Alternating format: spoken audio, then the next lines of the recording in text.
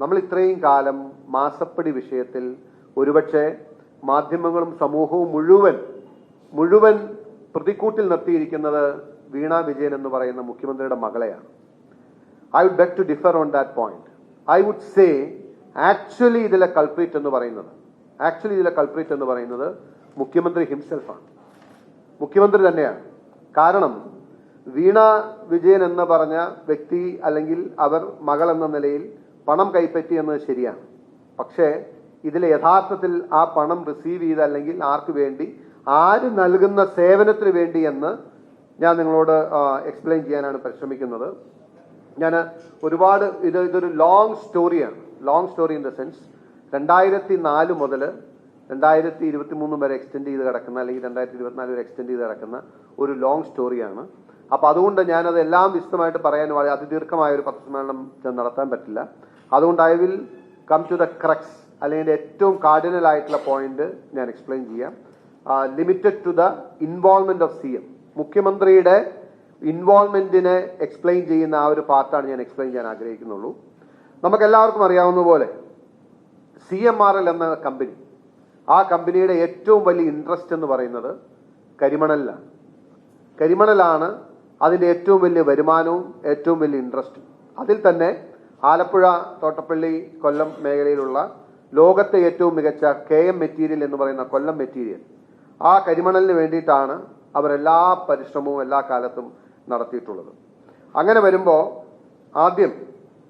ആദ്യമായിട്ട് ഈ CMRL company ഈ കരിമണലിനുള്ള ഒരു ലീസ് 2003-2004 കാലഘട്ടത്തിൽ അവർക്ക് ലഭിക്കുകയുണ്ടായി.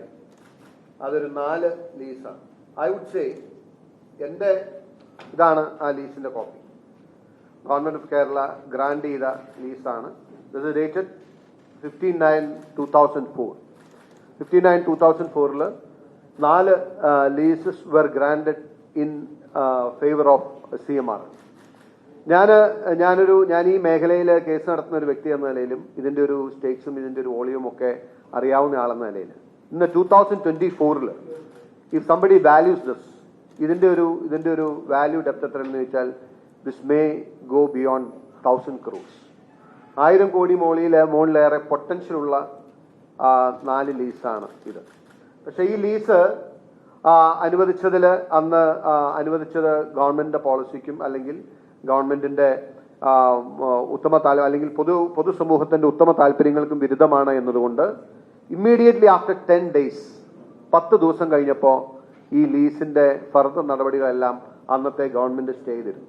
2004 10 ദിവസം കഴിഞ്ഞപ്പോൾ പിന്നീട് മുമ്പോട്ടുള്ള എല്ലാ കാര്യവും സ്റ്റേ ചെയ്തു. പിന്നീട് ആ ലീസ് പ്രവൃത്തിപഥത്തിൽ കൊണ്ട് അല്ലെങ്കിൽ അനുഭവിക്കാൻ അവർക്ക് കഴിഞ്ഞിട്ടില്ല.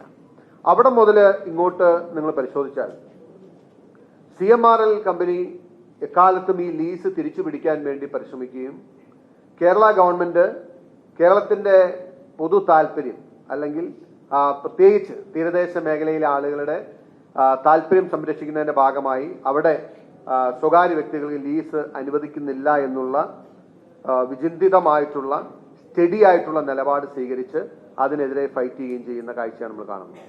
അത് AK ആന്റണി സർക്കാരിന്റെ നിലപാട് അതായിരുന്നു. അതിനുശേഷം വന്ന അച്യുതാനന്ദൻ സർക്കാരിന്റെ നിലപാട് അതായിരുന്നു. Achuthanandan went 1 step ahead.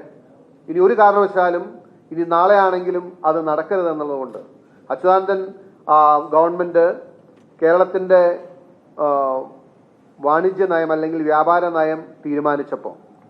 വാണിജ്യ നയം തീരുമാനിച്ചപ്പോൾ മിനറൽ പോളിസിയിൽ കൃത്യമായിട്ടുള്ള ഒരു പോളിസി അദ്ദേഹം അഡോപ്റ്റ് ചെയ്തു. പൊതുമേഖലയിലല്ലാതെ സ്വകാര്യ വ്യക്തികൾ കരിമണൽ ഖനനത്തിൽ എൻട്രി ചെയ്യാൻ സംസ്ഥാന സർക്കാർ അനുവദിക്കില്ല എന്നുള്ള നയം തീരുമാനിച്ചു.